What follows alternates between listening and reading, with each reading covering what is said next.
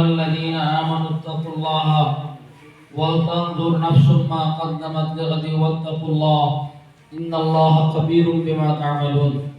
قال النبي صلى الله عليه وسلم خيركم من تعلم القرآن وعلمه. الحمد لله আজকে আঞ্জুমানে তালিমুল কোরআন বাংলাদেশ এর উদ্যোগে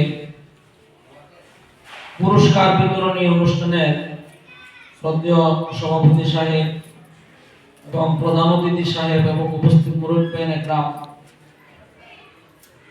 মুআজ্জাজ উলামা ইকরাম, আল্লাহ পাকের শুকর যে আজকে কুরআনুল কারীমের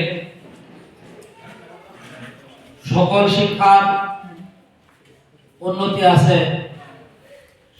জেনারেল শিক্ষা, জাগতিক শিক্ষা,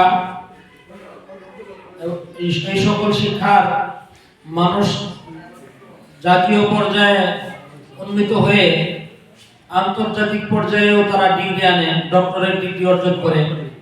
আল্লাহ পাকের শুকর আজকে ধর্মীয় শিক্ষা আমাদের বাংলাদেশে এরকম উন্নতি লাভ করছে। সকল শাখা, সকল বিভাগে, সকল স্থানে উন্নতি লাভ করতেছে।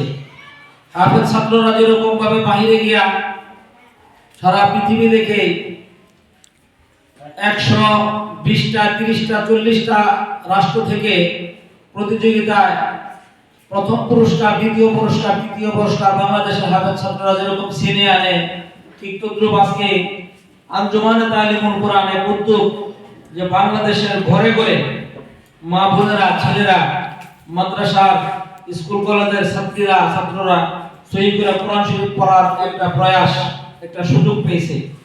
সেই সুবাদে আল্লাহ পাকের শুকরিয়া। আমরা গোলমাকান্দা থানা আমরা অবহেলিত ছিলাম কয়েক বছর যাবত।